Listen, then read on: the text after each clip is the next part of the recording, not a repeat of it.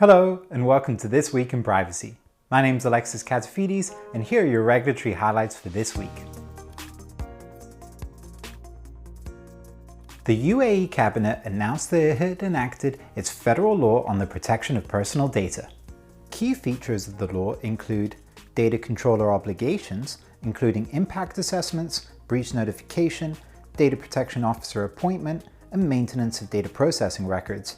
Data processor obligations, including requirements regarding the relationships with data controllers, principles for the lawful processing of personal data, requirements of consent for lawful processing of personal data and instances where consent shall not be required, data subject rights, and cross-border data transfers. The law will enter into effect on the 2nd of January 2022 and provides for an implementation period of 12 months.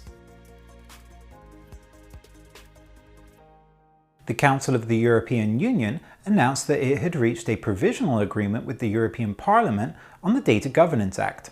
The Council highlighted that the DGA will set up robust mechanisms to facilitate the reuse of certain categories of protected public sector data, increase trust in data intermediation services, and foster data altruism across the EU. With respect to transfers of non-personal data, the European Commission may adopt adequacy decisions similar to those relating to personal data under the GDPR. The provisional agreement will now be submitted to the Council's Permanent Representatives Committee for endorsement. Once the DGA has been adopted, its provisions will become applicable 15 months after its entry into force.